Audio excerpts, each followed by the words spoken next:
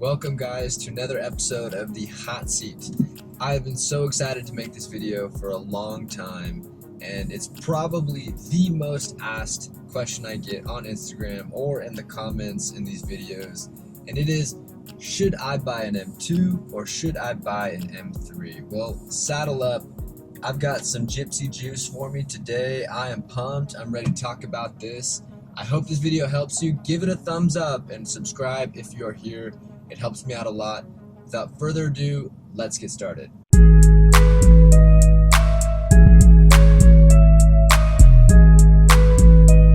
Now, for this video, I will be breaking down three specific things. First one is the creature comforts, all the features that these cars come with. Number two would be the handling characteristics and performance. And number three is going to be the intangibles, basically just how they make you feel. And before I really get started, let me say that I owned an M2 with a DCT transmission I bought it brand new 2018, from a stock all the way up to a stage 2 full bolt-on, as best as that car can get.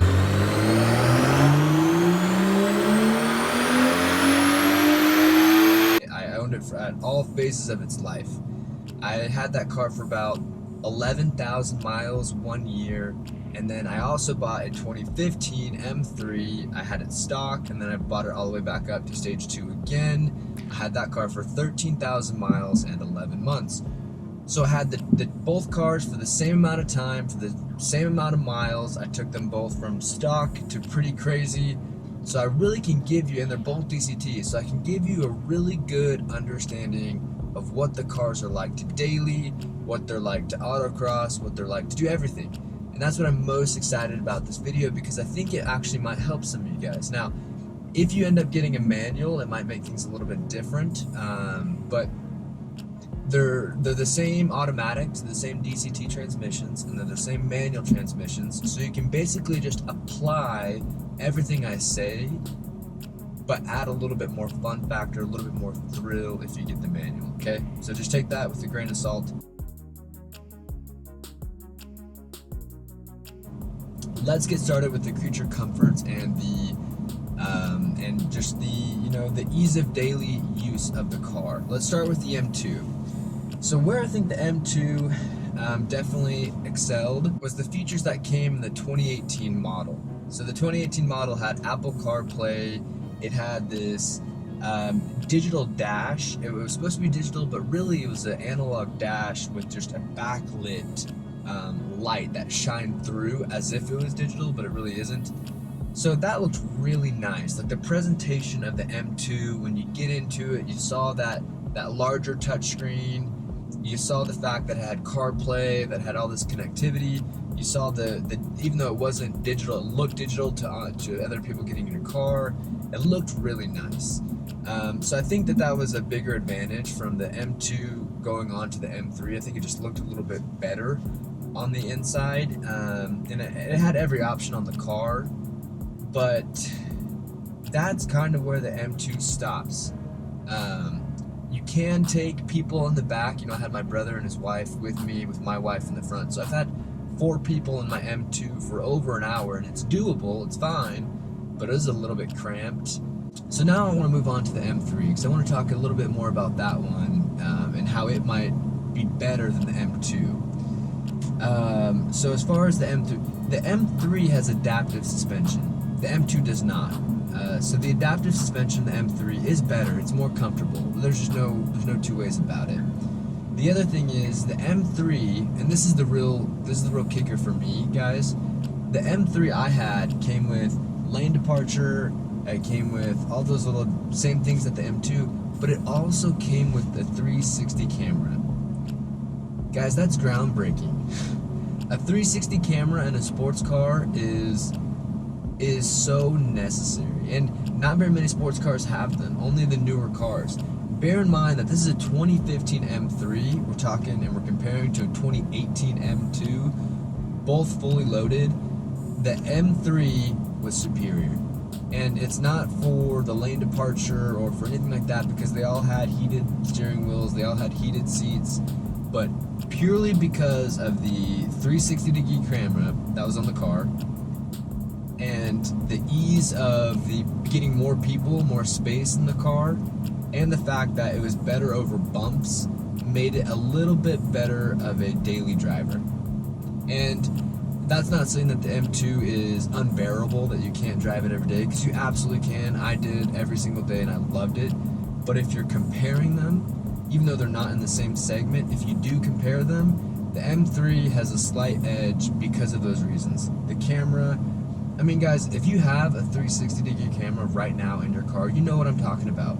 If you have a splitter up front, a spoiler, a diffuser, exhaust that you don't want to hit anything on a curb, a 360-degree camera is like going from a flip phone to an iPhone. There's just a huge difference, and it really, really helps. So I will give the edge on the daily drivability. I'll give that to the M3, and I think it deserves it. If you are curious, both sound systems are about equal. There might be a little bit more noise out of the M3 just because there's more speakers, but the compactness of the M2 really makes it feel pretty comparable to the M3.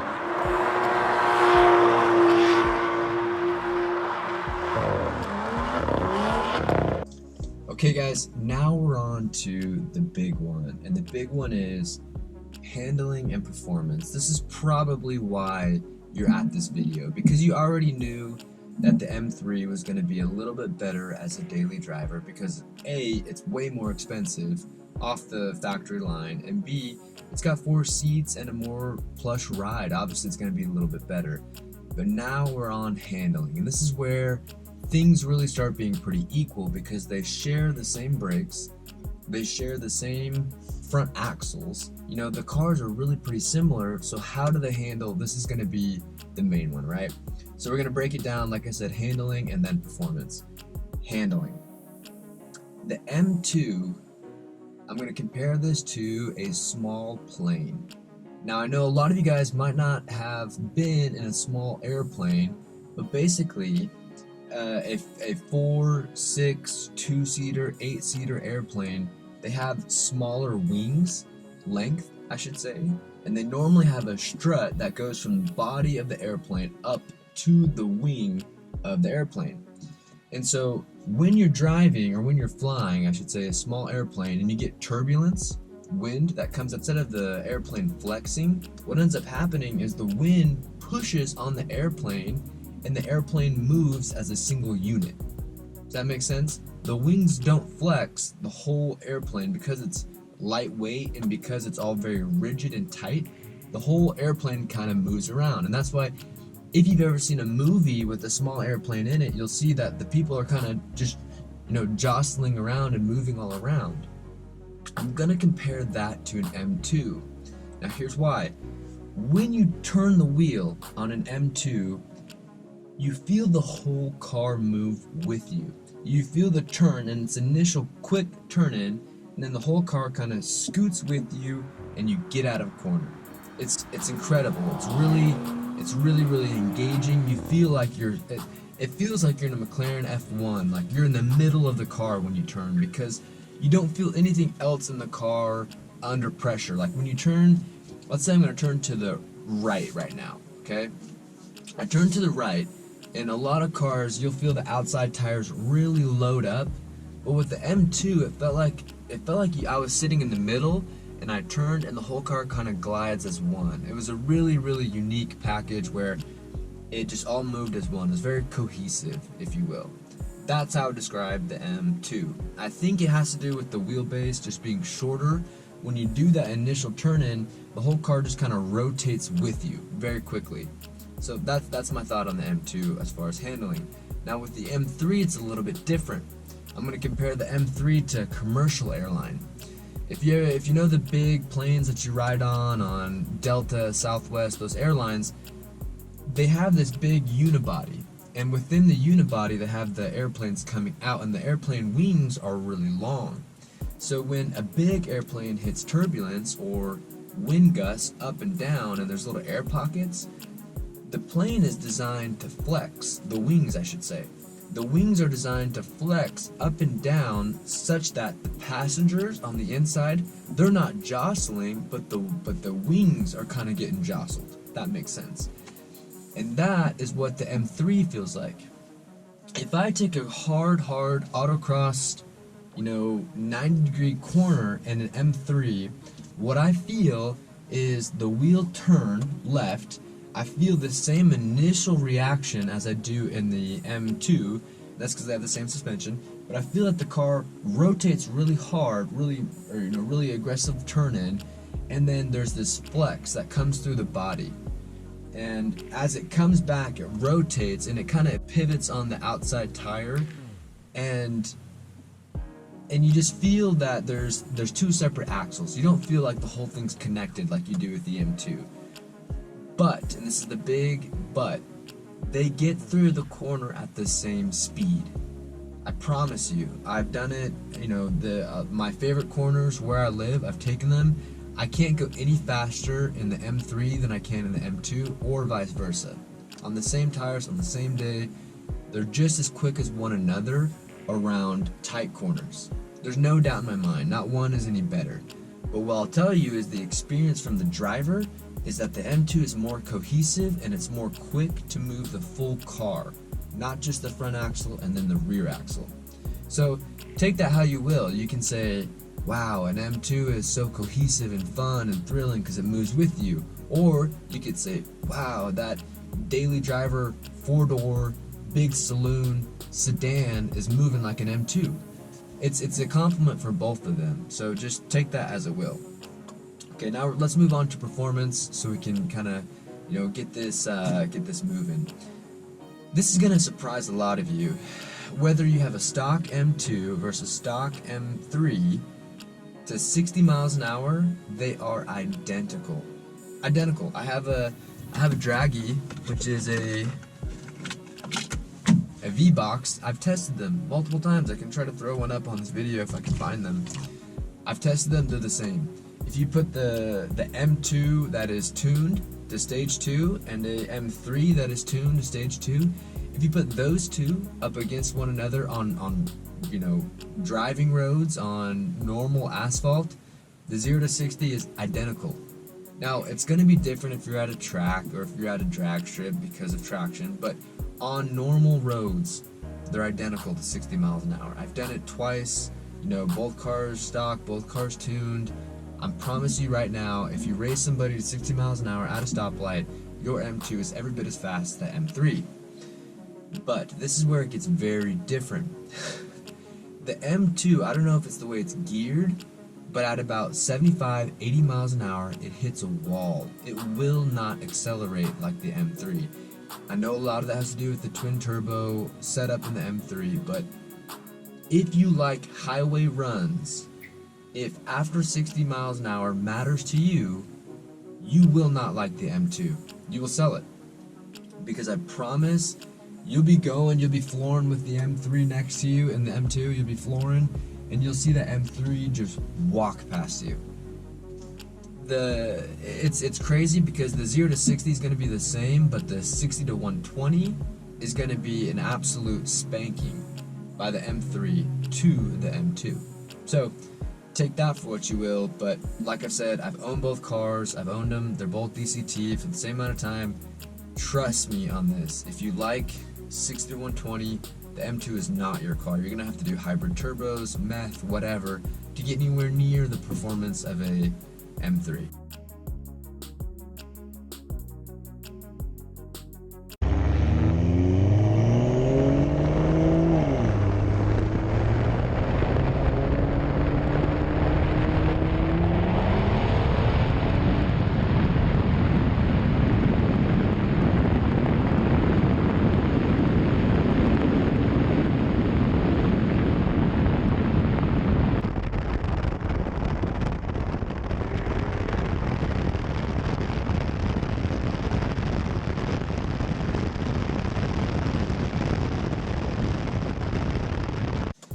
So that is handling and that is performance. Now it's time to move on to the intangibles. Now this is where I want to help you guys kind of decide.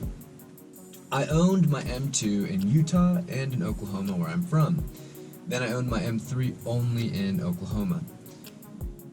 When I was in Utah with my M2, I loved it. It was the perfect car because there's so many switchbacks, so many, mountain roads that you can really explore the limits of the car. And when I owned my M3, I was here in Oklahoma. And if you know Oklahoma, this is where Street Outlaws was made. This is where everybody races. This is where I come home from work or from school at night, and on my way home I'll have 2 or 3 people try to race me a day. That's how crazy street racing is in Oklahoma, and especially on the highway. And I hated it because my M2 would lose to everything on the highway. And so when I bought my M3 that was tuned, it would embarrass Mustangs. It would embarrass really high-end cars. People wouldn't race me because it was so fast. And so I'll tell it to you like this. You have to decide what's important. First off, decide, do you have a family? Are you going to take a lot of stuff around? Decide what's going to fit your lifestyle, because it might be the M2 if you're single, if you're just, you've got a girlfriend, you got a fiance, but you don't have tons of kids. The M2 is going to do it then. Or the M3 if you have tons of kids, you have a car seat, you don't want to bend over, pull the seat forward. That you decide first on that, okay? Then move to performance and handling. I suggest if you live in a windy, hilly area and that's thrilling to you, you've owned a Miata and you like that thrill of corner speeds, then you're gonna really, really, really like the M2, because it's like a grown-up, more masculine Miata.